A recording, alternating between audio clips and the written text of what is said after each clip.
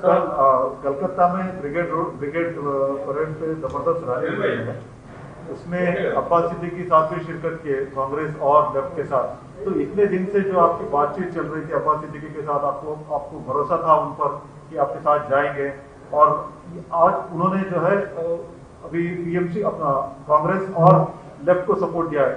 तो आप इस पूरे माहौल में कहाँ रहते हैं सर? एमआईएम और आपका क्या स्टैंड रहेगा इसमें? एक शायर का शेर है, मैं अकेला ही चला था जानिबे मंजिल, लोग आते गए कारवां बनता गया। इस पे इसका आपके सवाल का इस पर जवाब इतना ही है। और दूसरा यह है कि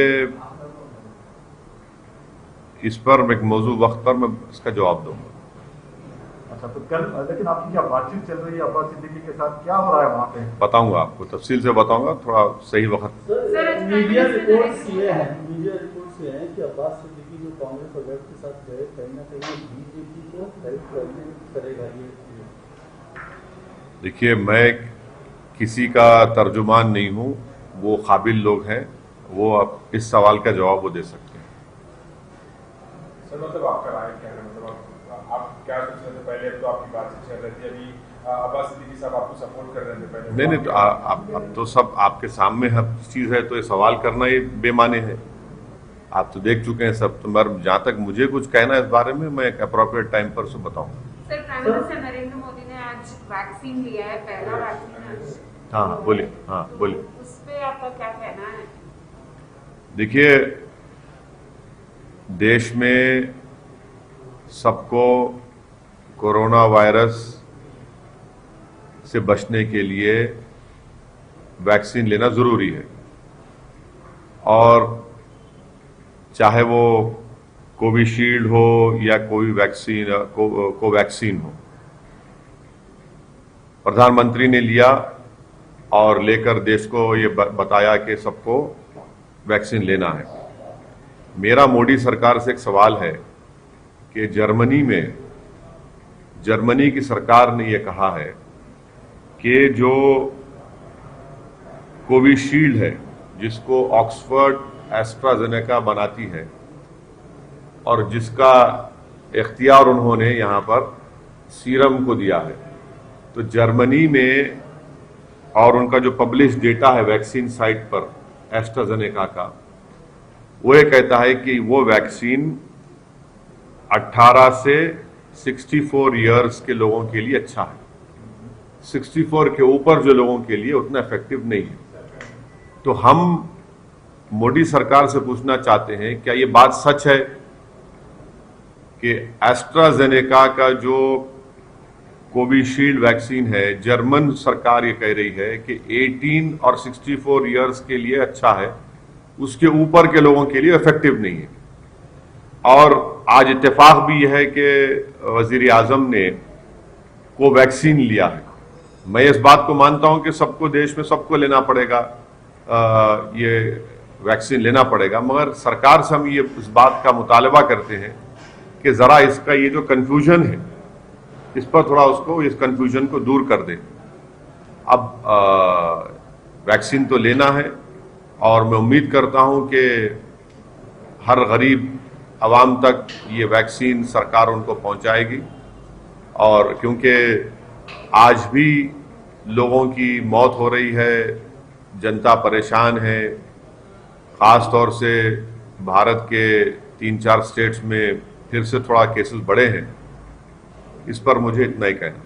सर, बंगाल वाले थे, क्या आप जो मौजूदा अभी आप प्रयास कर रहे थे, आप बातचीत कर रहे थे, जो मौजूदा सिचुएशन हुई है, उससे क्या आप थोड़ा सा डिसअपॉइंट हुए हैं? नहीं, देखिए, मैं कभी भी नाउम्मीद नहीं होता हूं, और हमेशा मैं उम्मीद रखता हूं अल्लाह से, और एक पॉजिटिव आउटलुक रखना चाहिए। नाउम्मीदी क्यों होना चाहिए? नाउम्मीद होने की जरूरत ही नहीं है। उम्मीद पे दुनिया कायम है, कोशिश करते रहेंगे, ऐसा कोई बात ही नहीं है। सर, मतलब अभी देखिए, उनका स्टेटमेंट तो पब्लिक डोमेन में है। अभी उनके अंकल का भी स्टेटमेंट आया कि असद साहब को कोई जगह नहीं है वेस्ट बंगाल में बोल के, मतलब सर इस पूरे मुद्दे को आप कैसे देखते हैं? अभी ये नया स्टेटमेंट में क्या बोलेंगे आप, और अब्बास सिद्दीकी साहब के स्टेटमेंट में आप क्या बोलना चाहेंगे? नहीं, मैं तो उनके अंकल कौन है, क्या नाम है उनके अंकल का? कुछ तोहा साहब, क्या बोल के? मतलब वो लोग कह रहे हैं कि वो कौन सी पार्टी में है? वो वही पार्टी में, और उनके मिर्जादा तोहा साहब। नहीं, वो कौन सी पार्टी में? वो टीएमसी के हैं वो। ISF के पार्टी के ही है। नहीं, वो टीएमसी के हैं। तो वहां से देख, TMC के हैं। हाँ, वो टीएमसी के हैं, तो टीएमसी तो बोलेंगे ना। सर कहीं ना कहीं डिच हो गया है, कहीं ना कहीं क्या? डिच कर दिए हैं वो अब्बास सिद्दीकी MIM। अरे क्या ये डिच विच का कहाँ है भाई? कोई डिच विच नहीं है, कोई बात ही नहीं है इस बारे में। सही वक्त पर बोलूंगा, तफसील बताऊंगा पूरी। तो यार नाराज होंगे सर, इतना मेहनत किए, इतना भरोसा किया अब्बास सिद्दीकी पे। अरे नाराज क्या है, देखिए हम गुजरात गए, गुजरात में हम सिर्फ मेहनत किए, वहां पर हमारे 7 कॉरपोरेटर अहमदाबाद में जीते। अब हमको उम्मीद है कि इंशाअल्लाह ताला भरूच से, गोधरा से, मोडासा से भी हमारे कैंडिडेट्स कामयाब होंगे। हमारा काम चल रहा है, आगे बढ़ेंगे। अब आज हम मीटिंग लेने वाले हैं राजस्थान के बारे में, राजस्थान में पार्टी को इस्टेब्लिश करने का, वो भी करेंगे, बात करेंगे। उत्तर प्रदेश के चुनाव के लिए हम मेहनत कर रहे हैं। मैं 14 इस महीने में उतरौला जाऊंगा, मैं, राजभर साहब, शिवपाल साहब से मेरी बातचीत होने वाली है। तो ये हमारा काम चल रहा है, रुकने वाला काम क्या है हमारा? फिर हम गुलबर्गा में हम अपने एक असेंबली कैंडिडेट का, इलियास बागवान साहब का अनाउंसमेंट कर चुके हैं। तो हमारा काम चल रहा है चौतर। वेस्ट बंगाल कब जाएंगे सर अभी ये पूरे परिस्थिति में? बिल्कुल जाएंगे, आप फिक्र मत करिए, बताएंगे आपको तफसील से, बंगाल के ऊपर आपको बताएंगे। सर आपके दोस्त राहुल गांधी ने पीएम मोदी की तुलना अंग्रेजों से की। अरे भाई, मेरा तो कोई दोस्त ही नहीं है, मैं तो लैला हूं, बहुत चाहने वाले हैं। अब आप खामखा हर एक को हमारा दोस्त बना देते हैं, ये आपको एक बुरी आदत है आपको कि दोस्त बनाने की। अब दुश्मन भी कभी बना दीजिए, नहीं मालूम। सर ये कहीं ना कहीं जो अब्बास सिद्दीकी साहब का जो स्टेट है, इससे MIM के चुनाव मतलब जो कैंडिडेचर है जो नहीं, देखिए तिवारी साहब, जल्द से जल्द एक सही वक्त पर तफसील आपको बताएंगे। सर मतलब आपके स्टेटमेंट से ये समझ सकते हैं कि आप सोलो लड़ने वाले वहां पे, या फिर?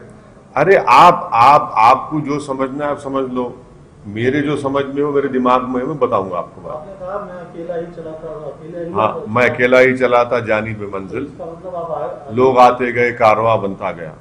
तो कोई लोग आ रहे हैं बंगाल में या अकेले ही चलना है? मैं अकेले एकला चलो तो वहीं से निकला ना। तो अकेला चलो का नारा है। हाँ, बराबर है, बताएंगे आप। सर मैं बोली मैडम आप। सर जो वैक्सीन आज मोदी जी ने लिए कोवैक्सीन, और उस पे पॉलिटिक्स भी स्टार्ट हो गई है। ऑपोजिशन कह रहा है कि मोदी जी ने वैक्सीन क्यों ली, तो आपका नहीं, आप भी वैक्सीन लेंगे फिर?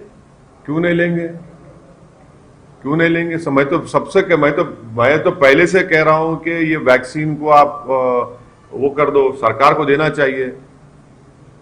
तो जो पॉलिटिक्स कर रहे हैं इस पे, उस पे मैं ये कह रहा हूं कि वो वैक्सीन हर एक को लेना है जिसका स्टेज 3 के पूरे ट्रायल्स हो चुके हैं, और ये वैक्सीन जरूरी है हम तमाम के लिए, अपनी जान को बचाने के लिए, और खास तौर से जो एल्डरली स्टेट्समैन है, ओवर 65 ईयर्स, जिसको हम उर्दू में कहते हैं हमारे बुजुर्ग, उन बुजुर्गों की जान बचाना जरूरी है, क्योंकि एज के लिहाज से कोमॉर्बिडिटी हो सकती है उनको, एज के लिहाज से उनको ये वायरस उन पर अटैक कर सकता है, तो उन पे खतरा है। तो जितने बुजुर्ग हैं 65 साल के ऊपर के, पहले उनको लेना चाहिए, और अच्छी चीज है, बिल्कुल लेना चाहिए। मतलब सर वैक्सीनेशन जैब को, ड्राइव को आप पॉलिटिसाइज कर रहे हैं, मतलब? मैं क्या कर रहा हूँ पॉलिटिसाइज? मैं तो बोल रहा हूँ ना, बुजुर्ग से ताल्लुक आपका प्रधानमंत्री। नहीं भाई, उर्दू में जो ज़ईफ लोग होते हैं उनको बुजुर्ग कहते हैं, तो बुजुर्ग लोगों को लेना जरूरी है, बहुत जरूरी है। बुजुर्गों को इम्यूनिटी लेवल कम होता है ना उनका, बल्कि पूरे देश की 137 करोड़ जनता को, जिसमें अगर 18 साल से कम उम्र वालों निकाल देंगे तो उन सबको दिलाना पड़ेगा। बहुत अच्छी चीज है, मैं तो एनकरेज करूंगा लेने के लिए। मतलब उसी टाइम पे आप सवाल भी उठा रहे हैं? हाँ, मैं जैसे 64 मैं आपको सवाल ये मैं सरकार से सवाल उठा रहा हूं कि इंग्लिश मीडिया के टाइम्स ऑफ इंडिया की रिपोर्ट है, आप ही का सिस्टर ऑर्गेनाइजेशन है जिसके लिए आप काम करते हैं, जिससे आपको तनख्वाह मिलती है, उन्होंने अखबार में एक बॉक्स आइटम बनाकर न्यूज डाली है। अब मैं तो एक्सपर्ट नहीं हूं, उसमें अंग्रेजी पढ़ के सुना दूं आपको क्या लिखा उसमें, सुन लीजिए। German states want unused extra vax for younger people. उसमें लिखा हुआ है कि several German states called on Sunday for unused AstraZeneca coronavirus vaccine to be given to younger people as worries about side effects and efficacy as well as recommendation it be used only for under 65 have meant low take-up of available doses. The German Health Ministry said this week it had administered only 15% of the AstraZeneca shots it has available. Elderly people are first in line to be vaccinated, but Germany has recommended that the AstraZeneca vaccine be given only to people aged 18 to 64. ये आप लोग carry कर रहे हैं, अब आप मेरे को क्यों इल्जाम लगा रहे हैं? आप भी प्रोटेस्ट करें इस न्यूज को डाल के। मैं सिर्फ ये पूछना चाह रहा हूं कि प्रधानमंत्री भी आज भारत बायोटेक का कोवैक्सीन लिए हैं,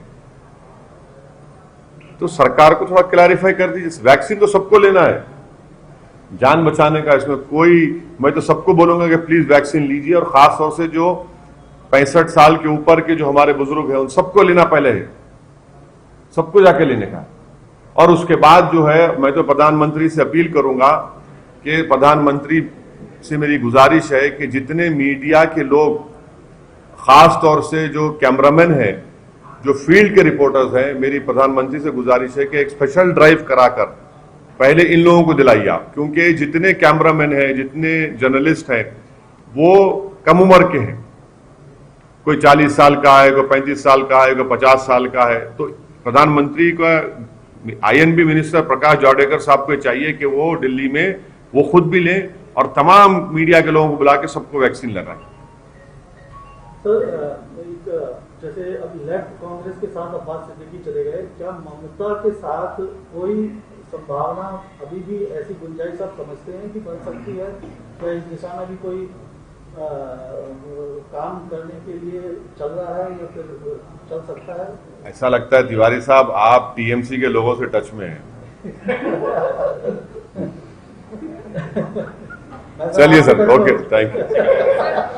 तमिलनाडु में अमित शाह कल गए थे, पौंडीचेरी भी गए थे, तो क्या एआईएमआईएम किस तरह से वहां पे? तमिलनाडु में हम बराबर इलेक्शन लड़ेंगे। 5 साल पहले भी हम इलेक्शन लड़े थे, और वानियमबाड़ी से और एक 2-3 जगह से हम मुकाबला किए थे। वानियमबाड़ी में तमिलनाडु में हमारा यूनिट काम कर रहा है। इंशाल्लाह डेफिनेटली तमिलनाडु में हम इलेक्शन लड़ेंगे, हमारे लोग वहां पर काम भी कर रहे हैं, इलेक्शन लड़ेंगे तमिलनाडु में। आप भी जाएंगे क्या? हाँ, क्यों नहीं जाएंगे, अरे बराबर जाएंगे। बंगाल में कितनी सीटों पर चुनाव है? बोलिए, आपको बताओ ना तिवारी साहब, में आपसे कंसल्ट कर लेंगे, क्योंकि आप ऑफर लाए हैं टीएमसी से, बात कर लेंगे। आपकी स्ट्रैटेजी क्या रहेगी हाँ? बंगाल के लिए? हाँ, कल का तो पार्टी फॉर्मेशन डे है, और इंशाल्लाह आप लोग तशरीफ लाइए। और हमारी पार्टी अपना एक सियासी सफर, जिसका आगाज 1957 में मरहूम फ़ख्र मिल्लत अलैहिर्रहमा और उनके साथियों ने किया था, आज अल्हम्दुलिल्लाह मजलिस एक ताकत और मौक़िफ़ रखती है। और जो हमारे बुजुर्गों ने जो कुर्बानियाँ दी, जो खून पसीना बहाया, जेल की सोहबतें और मसाइब और मुश्किलात का सामना किया, आज उन्हीं की कुर्बानी और मेहनत की वजह से आज मजलिस इस मुकाम को पहुंची है। तो यकीनन हम उन तमाम हमारे मरहूम कायदीन को, हमारे जो जिम्मेदारान जो आज इस दुनिया में नहीं, उन सबको खराज अक़ीदत पेश करेंगे, उनको याद करेंगे, ताकि उन तमाम लोगों की मेहनत, कुर्बानी और उनके जो उम्मीदें थी, हम उसको पूरा कर सकें। और उसका तरीक़ा एक ही है कि हम लोग और ज़्यादा मेहनत करें, इखलास पैदा करें, और मजलिस के पैगाम को आवाम तक लेकर जाएं, और ख़ास तौर से गरीब आवाम के दरमियान में रहकर उनके इंसाफ का, उनके हकूक़ का मुतालबा करें और उस पर अमल भी करें। तो कल इंशाअल्लाह ताला दारुस्सलाम में सुबह 10:30 बजे पहले परचम कशाई होगी और परचम कशाई के बाद एक जलसा होगा। और ये हमारी पार्टी के लिए कल का दिन 2 मार्च एक बड़ा अहम और तारीखी दिन है और हम तमाम मजलिस के जिम्मेदारों के लिए एक फ़ख्र का दिन भी है। और यकीनन तमाम मजलिस के जिम्मेदारान मुहिबान मजलिस कल दारुस्सलाम में जमा होंगे और हम अपने जमात के पैगाम को और जमात की मेहनत और जस्तजू का जिक्र भी करेंगे। सर, एक आखिरी सवाल, वेस्ट बंगाल पे आपकी स्ट्रैटेजी क्या रहेगी? वेस्ट बंगाल पे आपकी स्ट्रैटेजी क्या रहेगी? बोल दिया ना मैडम, सब बताएंगे आपको टाइम। किसका सपोर्ट करेंगे? अभी इस पर कोई बातचीत नहीं हुई कुरैशी साहब, इस पर कोई बातचीत नहीं हुई। पार्टी में हमको बैठ के बात करना है, एक लाएअमल तय करके आपको बताएंगे।